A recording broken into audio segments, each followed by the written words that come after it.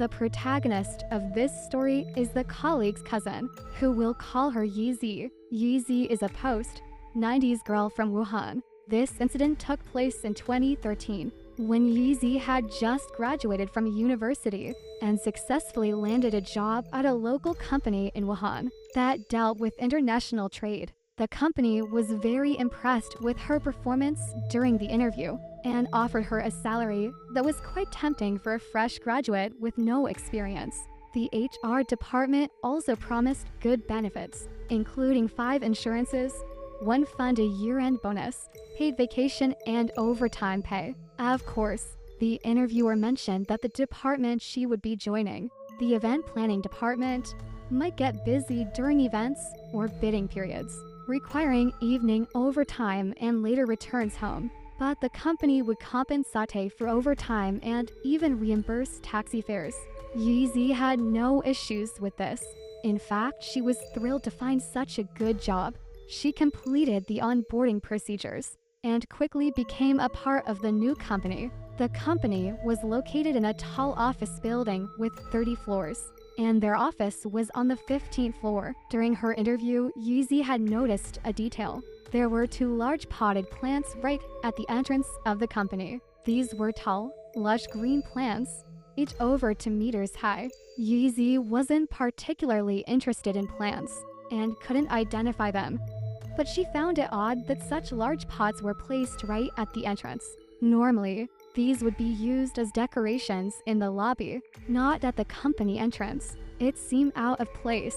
Soon Yeezy became a member of the company and started working on her tasks. Everything about the company was fine, but there was one thing she noticed from the very beginning. The atmosphere in the company was quite somber. Most colleagues were busy working hard, heads down focused on their tasks. However, there was very little interaction or communication between people.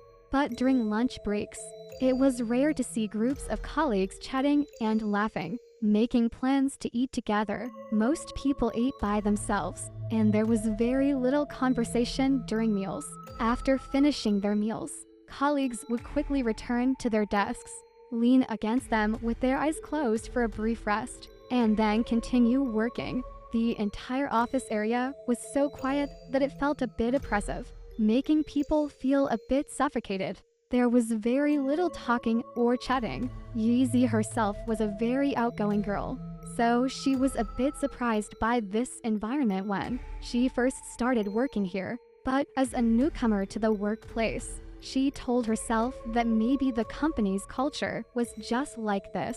Everyone focused on their work, improved efficiency, and created more value. Wasn't that a good thing? So she worked diligently every day, speaking less and doing more. After a while, Yeezy became slightly more familiar with a few colleagues in her department, with people from other departments. Aside from necessary work handovers, she didn't have much interaction. She didn't even know the names of many people in the company. Her department consisted of 6 people in total, and the department head was a woman surnamed Wang. Miss Wang was quite caring towards the new employee Yeezy.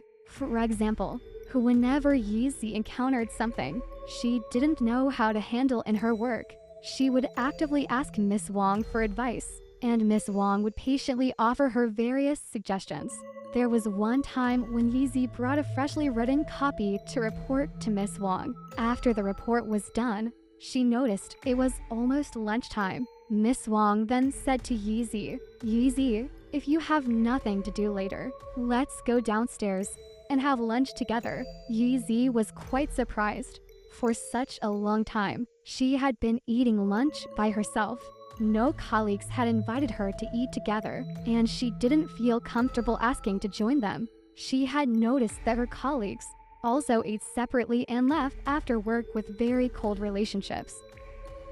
She felt a bit awkward and didn't know what to do. As a newcomer, she didn't dare to ask too many questions.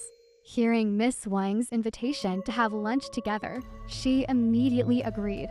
They didn't go anywhere else, but ate at a place downstairs from the company. During the meal, Yeezy mustered up the courage to ask Miss Wong about her confusion, but she phrased it very tactfully, saying, "Miss Wong, I'm new here and don't quite understand our company's corporate culture. Could you tell me more so I can learn as a newcomer?" In fact, Miss Wong had already figured out what Yeezy really wanted to ask and let out a bitter smile. During the meal, she explained some of the company's situation to Yeezy, which also indirectly explained why the atmosphere in the company was so somber.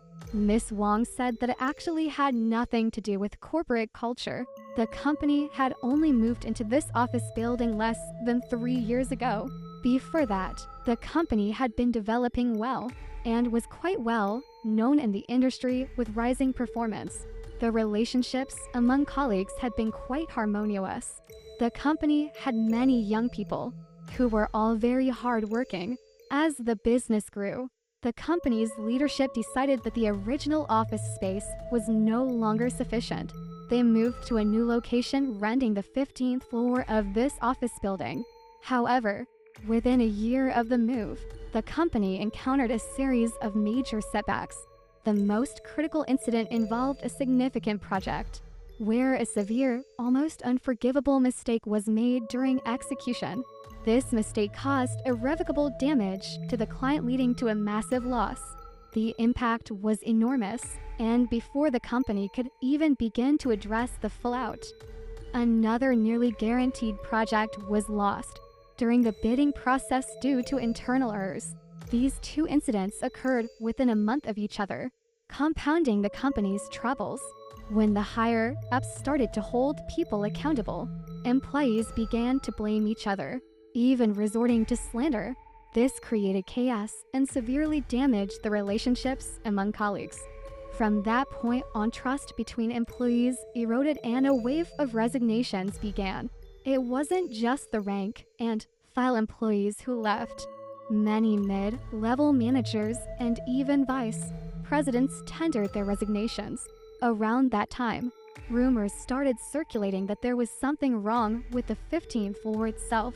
Various strange stories and rumors began to spread, causing widespread unease among the staff. People speculated that the previous tenants had left because they encountered problems here, implying that the location itself was problematic. The atmosphere in the company became extremely negative, with employees feeling anxious and unmotivated. The company's performance plummeted to the brink of collapse. Eventually, someone noticed that the company's top executive had brought in a renowned feng shui master from Wuhan. The master spent a long time in the office with the boss, and no one knew what they discussed. After the master left, the boss immediately instructed the administrative department to place two very tall, green plants at the company's entrance. These were supposedly recommended by the feng shui master. In addition to this, the company rearranged the desks and other office furnishings according to the master's advice. This only fueled more rumors, with people speculating that the 15th floor was indeed problematic and that the previous issues, including the failed bids and project mishaps, might be related to the location. Otherwise, why would the boss bring in a feng shui master and make all these changes? Interestingly, after these adjustments, the wave of resignations seemed to subside. Gradually, the company began to recover and started to see improvements in its performance. Over time, other business operations also went smoothly. The company eventually regained some of its strength, but the earlier rumors still lingered. Many employees remained reluctant to work overtime, preferring to finish their tasks during regular working hours.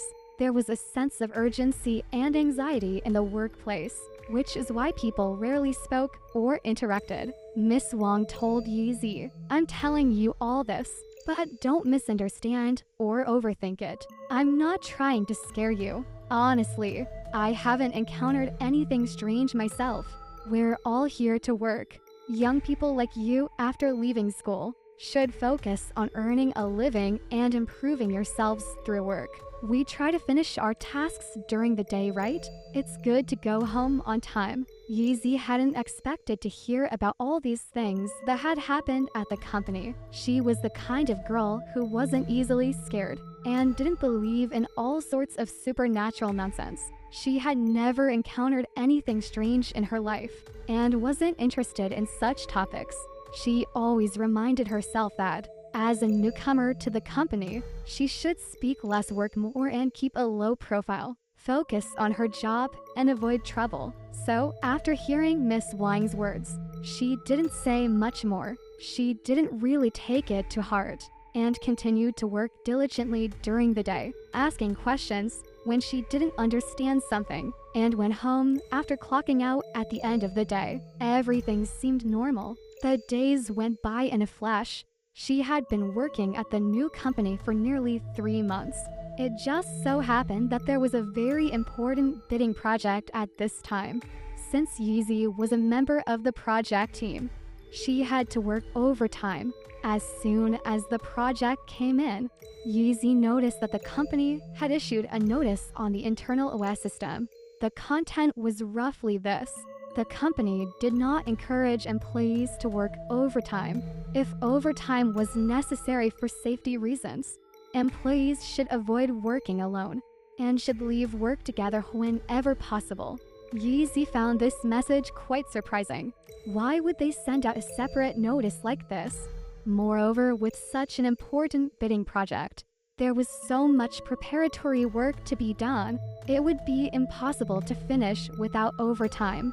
Sure enough, before the end of the workday, Miss Wang notified Yeezy that they would be working overtime that night to rush the bid document. Yeezy had already mentally prepared herself for it. That evening, Yeezy, Miss Wang, and 4 other colleagues from the department went downstairs together after work and had a quick working meal. Yeezy felt that these colleagues seemed to have some resistance to working overtime. They were quite reluctant. The meal was eaten quickly and in silence. After finishing, the 6 of them took the elevator back to the office together. When they entered the company's main entrance, the entire area was pitch black. Everyone else had already left. After Miss Wang swiped her card to open the office area door, she immediately asked the 2 male colleagues to turn on all the lights in the office hall.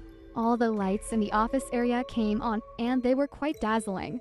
Yeezy asked Miss Wang, "We're only 6 people, and we don't really need all the lights on, do we?" But Miss Wang replied, "It's okay, these are energy-saving lights. They don't use much electricity. Let's just leave them on. Now, let's get to work." She then assigned tasks to everyone, saying, "We have to be careful with our work tonight. We can't afford any amateur mistakes.